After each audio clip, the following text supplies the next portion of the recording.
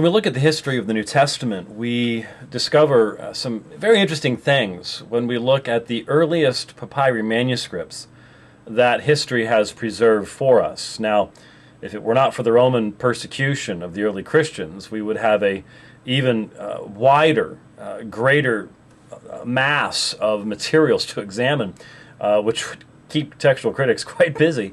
But during the persecution of the church in the first 2.5 centuries of its existence, thousands of manuscripts were destroyed. I saw an article only recently about a single church at the end of the 3rd century in Egypt, where 32 codices were taken from this one church and destroyed. Multiply that out over all of Egypt, and then, of course, the rest of where the church was at that time. That's a lot of material. But what has survived still gives us the earliest, richest, fullest manuscript tradition of any work of antiquity by far. And when we look at that information and we look at when the New Testament, in essence, comes into our view, what we discover is rather interesting. Even though the common theory today is that the Gospel of Mark is the first one written, it certainly wasn't the most popular. That was, by the way, never the view of the early church. But Mark is the least popular of the Gospels. It seems that the most popular is the Gospel of John. And even though John is normally dated very late by many people, it is the earliest attested book in the New Testament, and the most widely attested in that primitive time period as well. In fact, here's a picture of one manuscript. This is a page from P75, which is a Gospels manuscript. And P75, one of the best Gospel manuscripts that we have, very accurately done. This is actually from John 1:1. The prologue of John, the beginning of John, is found here in this picture from P75. And then here is P66. I like this graphic because it shows the papyri book form. Instead of just a single page, you see as it is in book form.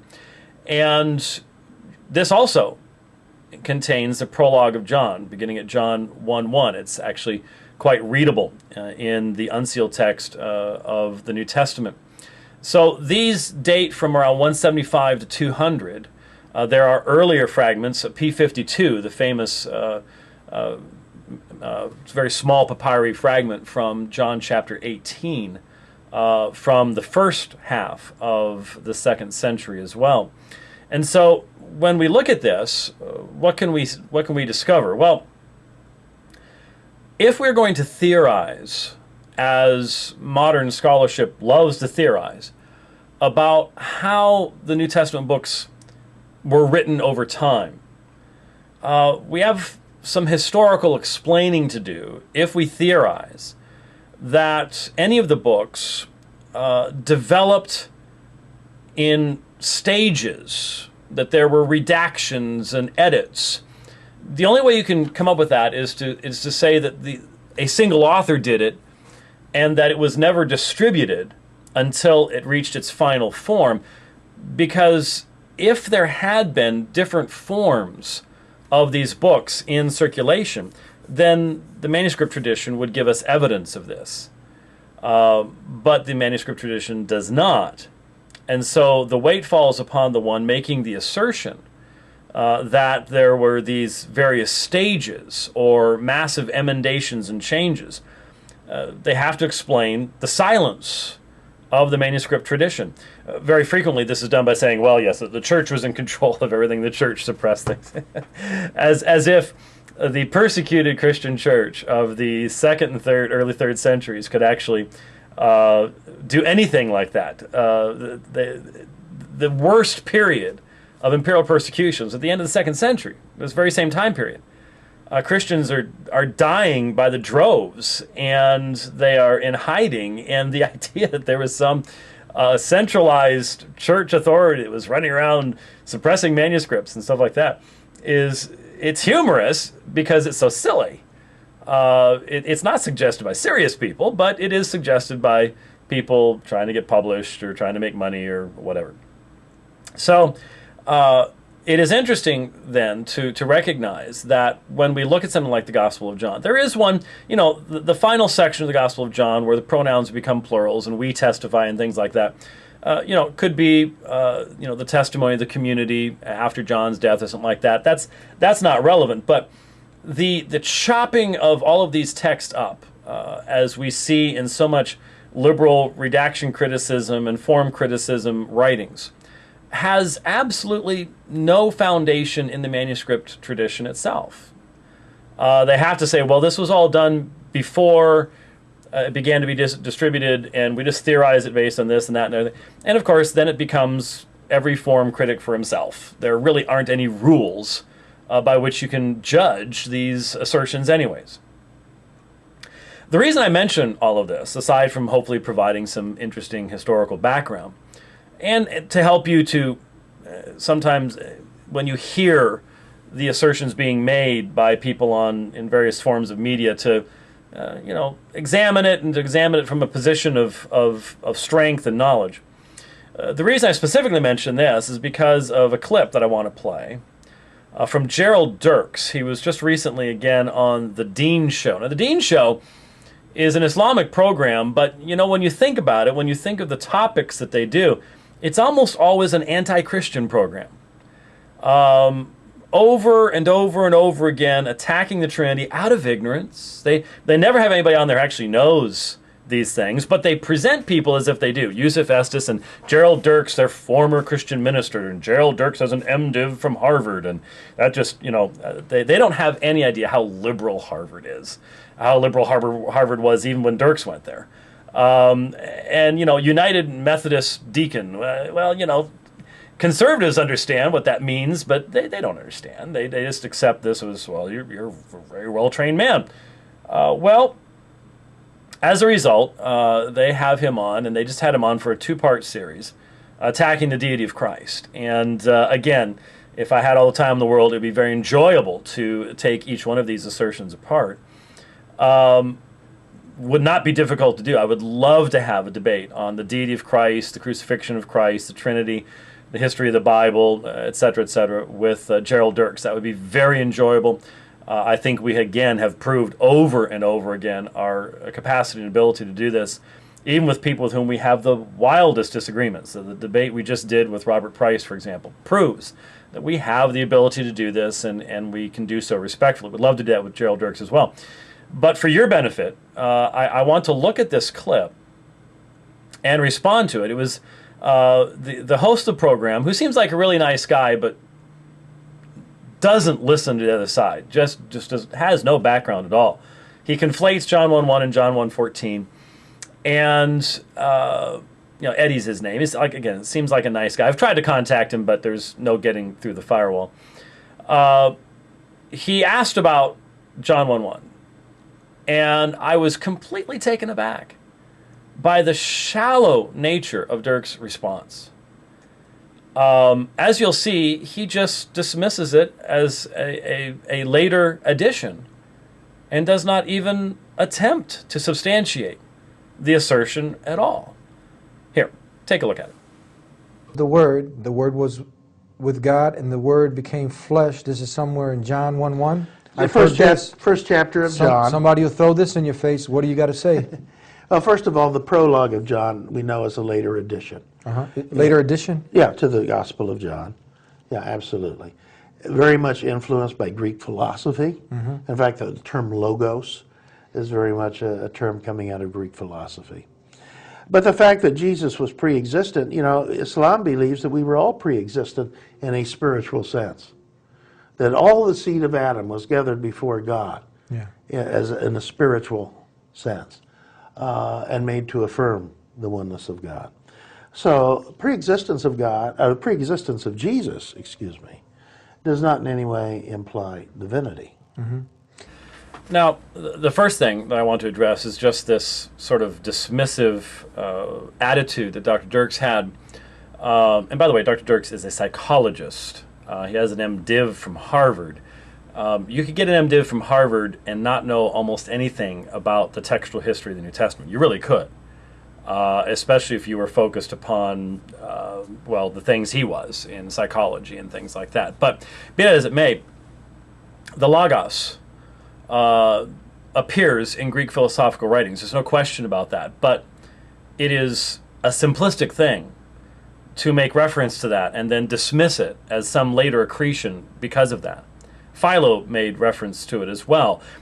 Any meaningful exegetical commentary, and there are excellent exegetical commentaries on John, will not only discuss that, but will clearly pick up on the fact that John presents the Logos in a very non-Greek philosophical fashion. And the fact that he hasn't even mentioned that makes one wonder, in light of the fact that Deen Show is really presenting him as an expert on Christian theology. It would just strike me that I would have to, if I was in his position, make some defense if I was aware of the fact that that kind of scholarly literature is out there. I'd have to make some comment about it. But the main thing is this dismissal of the entire text, absolutely a later accretion. Where's your evidence, Dr. Dirks? What manuscript does not contain the prologue of John? And if there are no manuscripts that do not contain the prologue of John, how do you explain that in light of the fact that the Gospel of John is the earliest,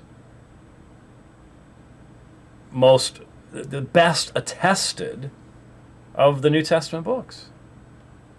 How do you do that? To my Muslim friends who will be watching this, what if I were to respond to the third ayah of Surah Al-Ikhlas, Surah 114:3, by simply saying, well, it's clearly a later accretion. It clearly represents a later conflict with Christianity. Couldn't be original. What would your response be? I hope your response would be, what's your evidence? Not just what's your theory, but what's your physical evidence? I mean, there are early manuscripts of the Quran, some of which don't contain Surah 114. But wouldn't I have to provide some kind of evidence, some kind of documentation? And yet he sits there and says, well, absolutely. And of course, Eddie doesn't challenge him because Eddie doesn't know. And just goes on from there.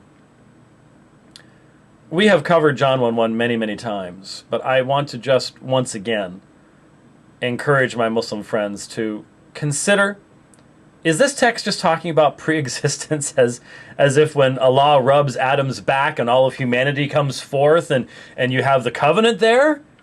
Is that really what John 1:1 is all about?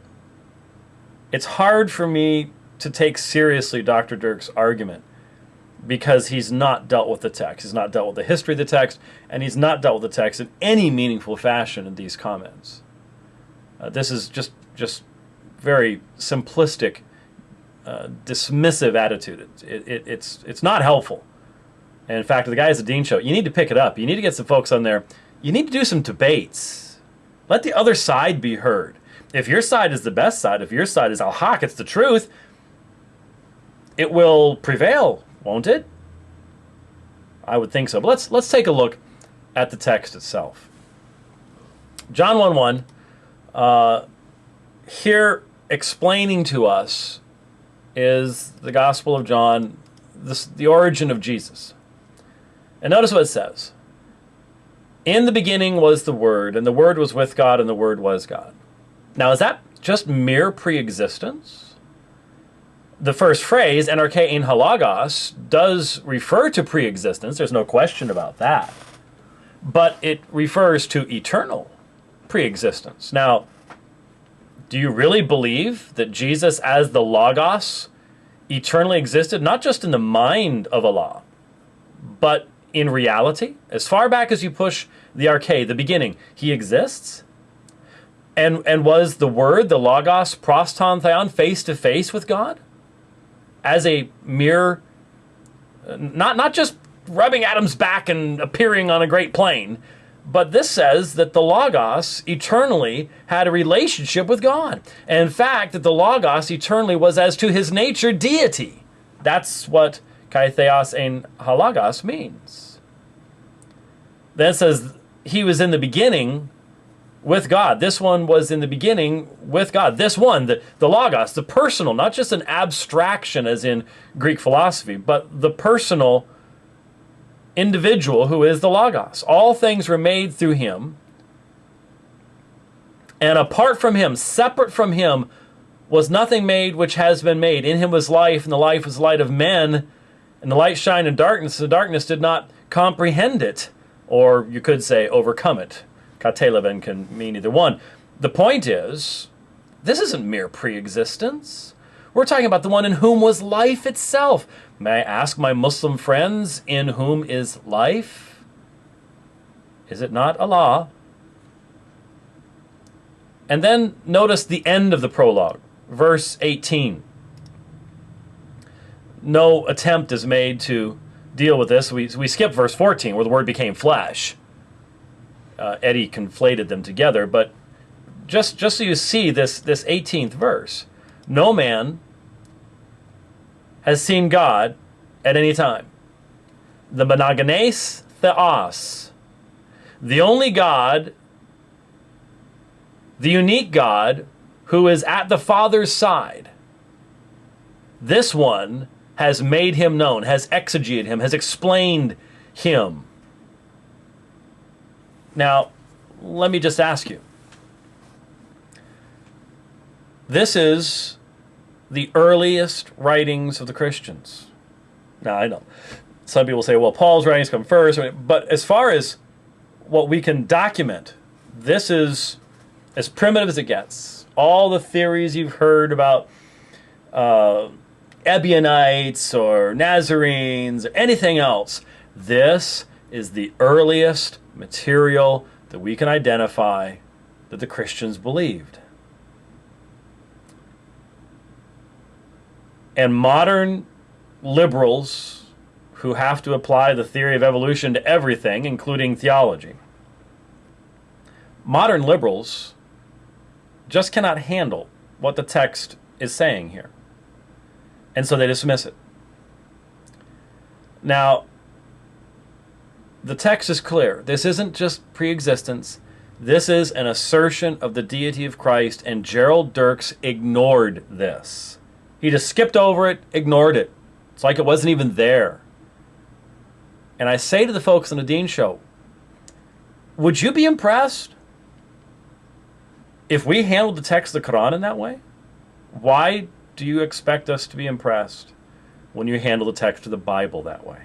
Once again, just looking for that consistent Muslim. Step up your game, gentlemen. On the Deen Show, let's have some debates. Let's have some give and take. Let's step up to the real issues. You want to talk about the truth? You believe the truth? Well, then let's get the truth on the table. This kind of discussion is not helpful. Thanks for watching.